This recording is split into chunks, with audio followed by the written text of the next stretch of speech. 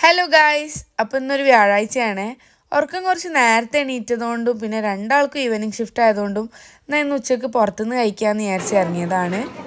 നമ്മൾ സദ്യയാണ് ഓർഡർ ചെയ്തത്. ഒരു 10-12 കറികളും 2 തരം പായസവും നല്ലൊരു അടിപൊളി മീൻ പൊരിച്ചതും ഉള്ള നല്ലൊരു ഊണായിരുന്നു. അങ്ങനെ നമ്മളത് മൊത്തം കാലിയാക്കിയിട്ടുണ്ട്. പൊലിച്ചക്ക് ഡ്യൂട്ടി കഴിഞ്ഞ് വന്ന് സുബഹ് കഴിഞ്ഞിരിക്കുമ്പോഴാണ് ഇക്കാക്ക പറഞ്ഞത് നമുക്കൊരു ചായ അടിക്കാൻ പോയാലോ. കേട്ട പാതി കേൾക്കാത്ത പാതി ഞങ്ങൾ രണ്ടാളും കയറി വണ്ടിയിലിരുന്നു. നമ്മളിത് നല്ല ചൂടുള്ളൊരു ഉഴുന്നുവടയും പഴംപൊരിയും മസാല ദോശയൊക്കെയാണ് ഓർഡർ ചെയ്തത്. ഞാൻ നല്ലൊരു ഹോർലിക്സ് കുടിച്ചു. അടിപൊളിയായിരുന്നു. ഈ നല്ല രാവിലെ നല്ല തണുപ്പത്തുള്ളൊരു ചായ നല്ല വേറൊരു വൈബ് തന്നെയാണ് അല്ലേ.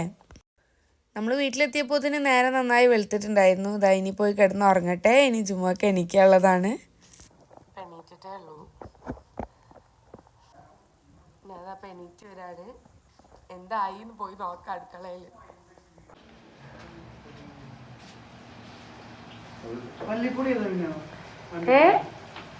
എന്തൊക്കാക്ക മല്ലിപ്പൊടിയോ?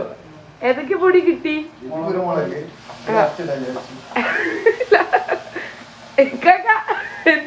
ബിരിയാണി ഉണ്ടാക്കാൻ മല്ലിപ്പൊടി കാണില്ല. ആ ബിരിയാണിയിൽ മല്ലിപ്പൊടി വേണ്ട. കുരുമുളക് വേറൊരു വെറൈറ്റി ബിരിയാണി ഉണ്ട്. കുരുമുളക് ബിരിയാണി അല്ല, ഇതാ മല്ലിപ്പൊടി. പൊടിയൊക്കെ ഇട്ടതരി.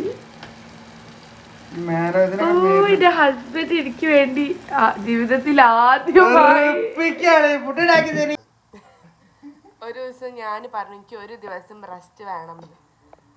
അപ്പൊ നോക്കട്ടെ എന്തായി.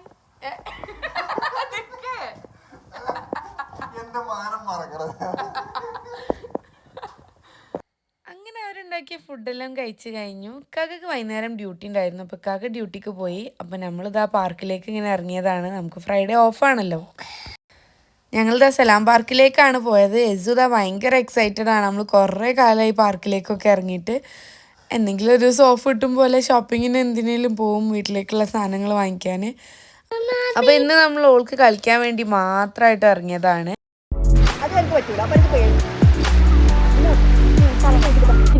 നമുക്ക് ഞാൻ ആ മീനാണോ വന്നാലേ.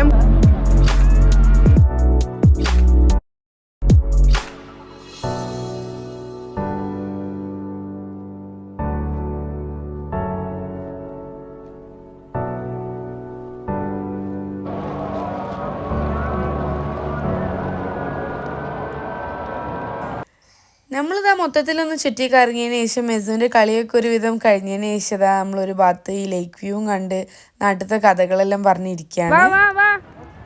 ഈ കുട്ടീനെ എവിടെയെങ്കിലും കൊണ്ടുപോയാൽ പിന്നെ അവിടുന്ന് ഇങ്ങോട്ട് തിരിച്ചു കൊണ്ടുവരാൻ വേണ്ടി കുറച്ച് പണിയാണ്. ഇങ്ങോട്ട് വാ.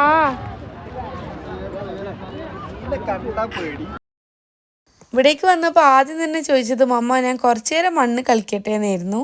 കൊച്ചുങ്ങൾ എന്തെങ്കിലും ആഗ്രഹം പറഞ്ഞാൽ നമ്മൾ സാധിച്ചു കൊടുക്കണ്ടേ. അങ്ങനെ അവൾക്ക് മതിയാവോളം മണ്ണിൽ കളിച്ചിട്ടാണ് നമ്മൾ അവിടുന്ന് മടങ്ങിയത്. അപ്പോൾ ഓക്കെ, അടുത്ത വീഡിയോയിൽ കാണാം. Bye bye.